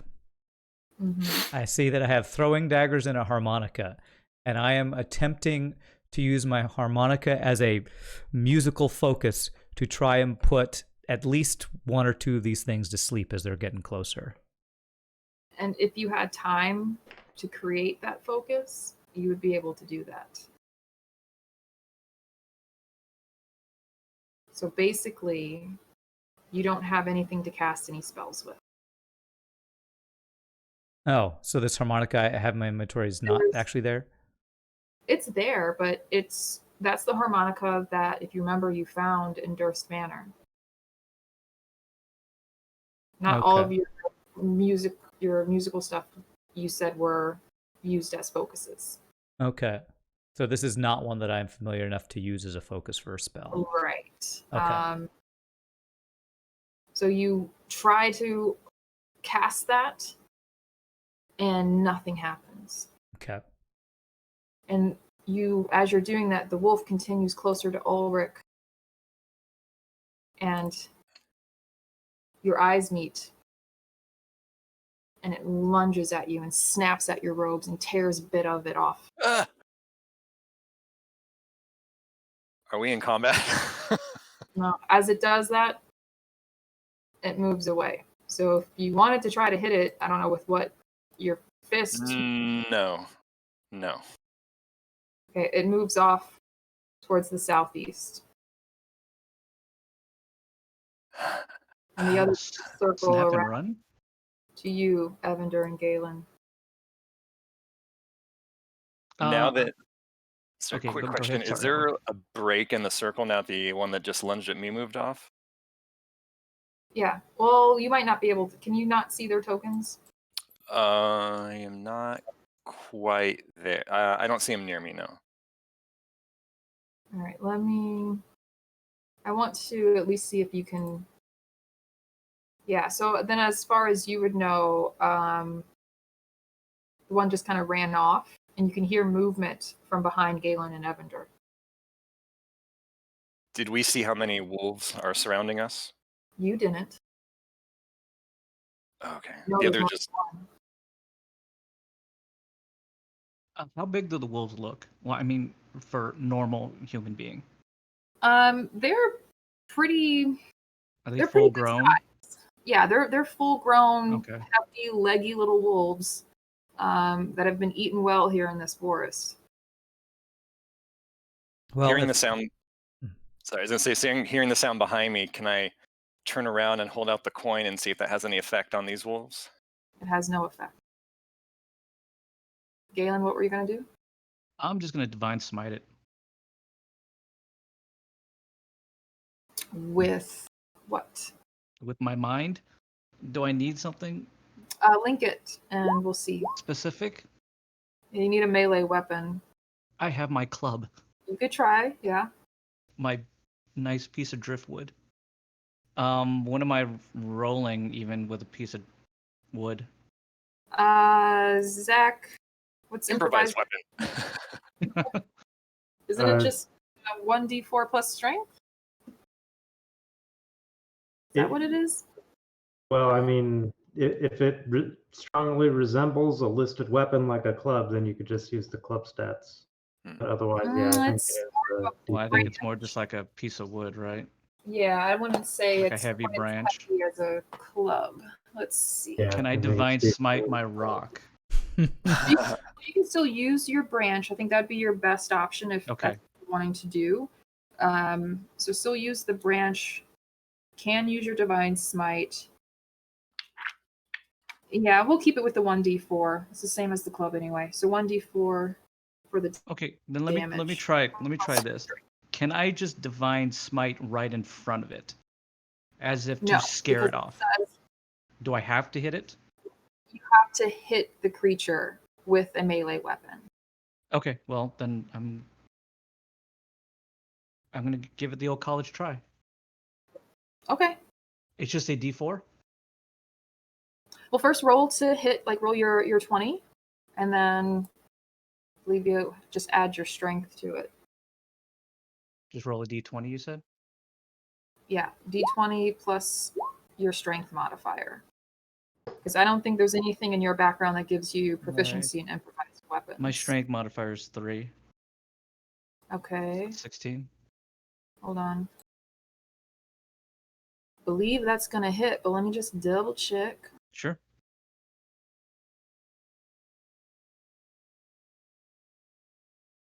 Okay, yep, that will definitely hit. So it's just a D4, right? Yeah. So you kind of get close enough to hit it.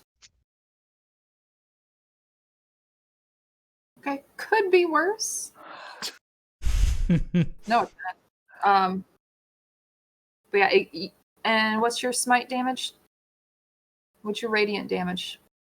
Extra 2d8. Extra 2d8 for okay.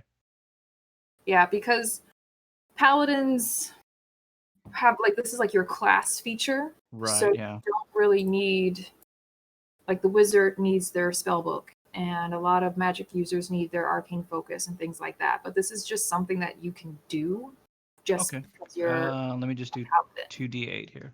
Mm-hmm. Okay.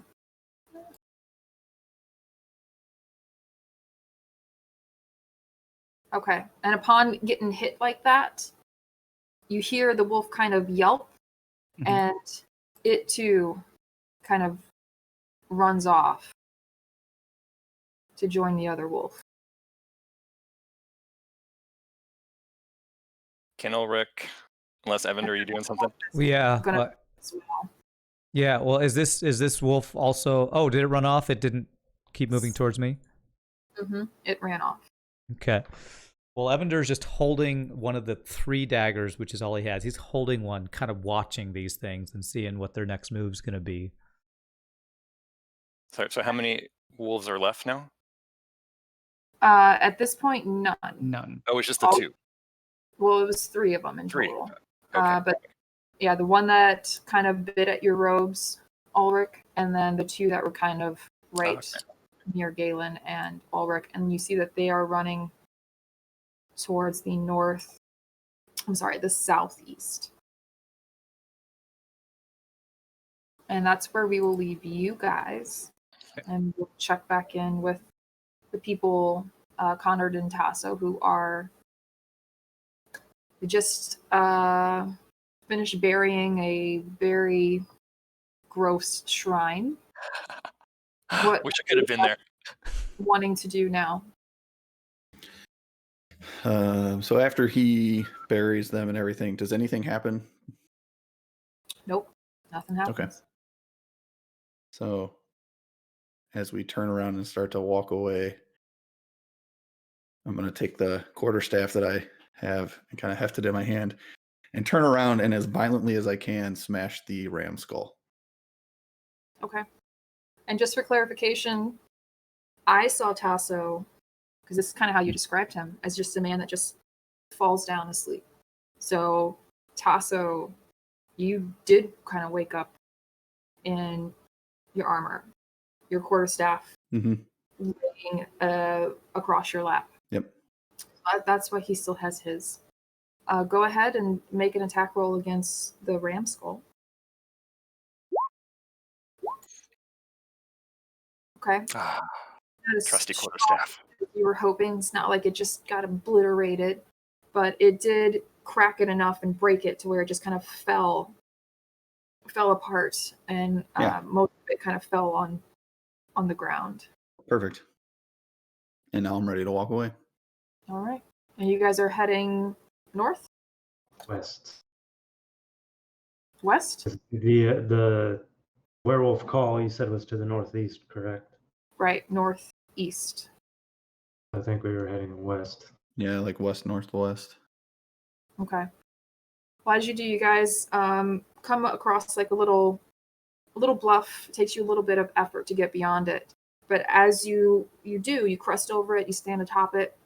You can see right below you, maybe about 20 feet ahead, and maybe like a 10-foot drop is actually a road.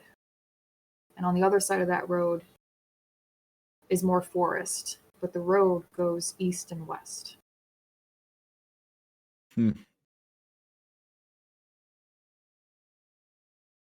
So you guys, I'll bring you here. And as we're walking, I'm just kind of having casual conversation like, why do you think just us came back? If you and I are reunited, where are the others? I can assure you I have no idea, Master Tasso. Master, that's the nicest thing you've ever said to me. It's simple courtesy to remember a person's name and call them by the appropriate title. Okay. So you guys have now moved your tokens onto the road. Is that where you meant it to be? Where did we start? Just on the bluff? Yes. So yeah, I would have jumped down. Yeah. And I totally would not have gotten that insult or quip about knowing someone's name. It's totally over my head. And as you guys make your way into the road, I want you to make a perception check for me.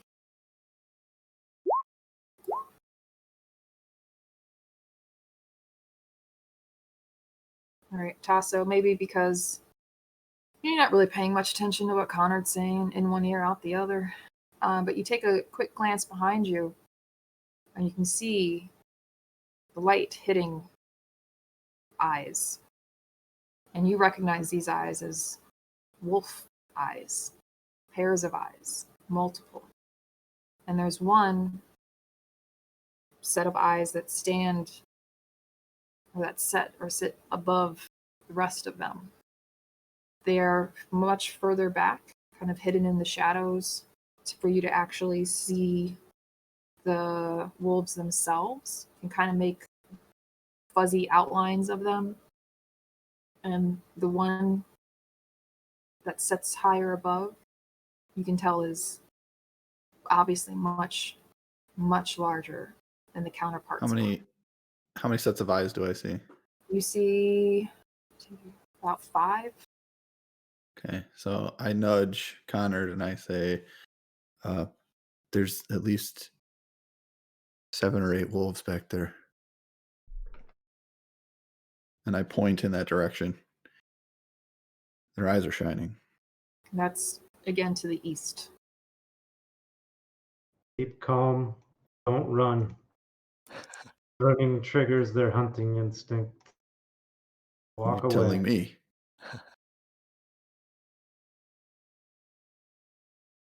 All right, you guys continue walking down the road, and we'll leave you guys there.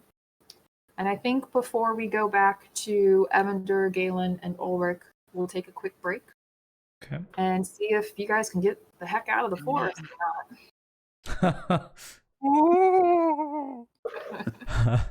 So, Ryan, are we thinking like 5-10 minutes? Yeah, let's do like about at least 5-minute break here. We can all get a snack, use the restroom, and we'll be back soon. So we'll be back in a bit, everyone.